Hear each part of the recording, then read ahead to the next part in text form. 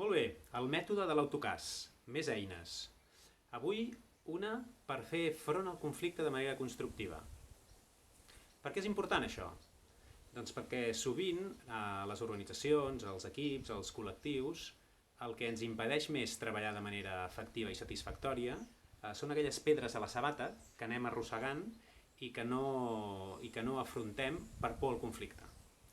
Per tant, avui tenim una eina que ens permet estructurar una conversa que sumi més que no resti, que es diu DEPIA. Molt bé, què és un DEPIA? Doncs és un acrònim de descripció, expressió, petició, investigació i agraïment. Sí? Anem a suposar que en un equip hi ha una persona que sistemàticament està arribant tard. I això ningú diu, però tothom ho sap, i està generant malestar. Com podríem afrontar aquesta conversa? Seguint el DEPIA, seria així. El primer que hem de fer és fer una descripció objectiva dels fets. És a dir, es busca el moment i la manera per parlar amb aquesta persona i dir mira, aquesta última setmana, dilluns, dimarts i dimecres, en lloc d'arribar a les 9, com tenim acordat, has arribat a les 9:10, a les 9:13 i a les 9:11. Sí? Això és una descripció objectiva dels fets. Què podria passar quan estem intentant fer una descripció objectiva i no ho fem? Doncs que comencem a dir tu sempre, tu ets així, tu mai, sí? Mai, sempre, ets, ens donen pistes de que segurament no estem anant pel bon camí, perquè segurament no estem fent una descripció objectiva de fets, sinó que estem fent judicis i interpretacions. Per tant, descripció. Expressió. Expressió implica que la persona que està tenint la conversa i que l'ha començat expressi el que aquesta situació objectiva li suposa personalment. És a dir, i el fet de que tu arribis tard a mi em molesta perquè jo em programo molt bé l'agenda, perquè la impuntualitat és una cosa que em posa nerviós.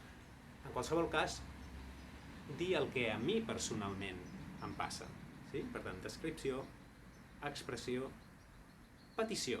Un punt molt important, perquè sovint en aquestes situacions nosaltres mateixos sabem què voldríem d'aquella persona. Per tant, la petició podria ser et demano sisplau que arribis a l'hora, podria ser et demano sisplau que si no arribes a l'hora m'avisis. La petició, com més concreta, més fàcil és que arribi amb claredat i que, per tant, es pugui avançar. Petició. Indagació. En aquest punt s'obre la conversa a que l'altra persona pugui expressar què li passa o com ho veu. I aleshores dius, i tu com ho veus? Això que t'estic explicant, com t'arriba? De manera que aquesta persona pugui explicar el que li està passant, perquè potser aquesta persona té molt bones raons per arribar a l'hora i quan ens ho hagi explicat nosaltres podrem entendre el que li passa o no. Sí? És important que quan estem en el punt d'indagació intentem no arribar en els tu ets, mai, sempre, perquè aleshores segurament la conversa anirà per un viarany que acabarà pitjor del que ha començat. Sí? Però és interessant que s'obri aquesta via d'indagació. I finalment, agraïment. I agraïment és per poder tancar la conversa de manera constructiva i dir, ostres, t'agraeixo que puguem parlar d'aquestes coses perquè és important que puguem parlar de tot. Sí?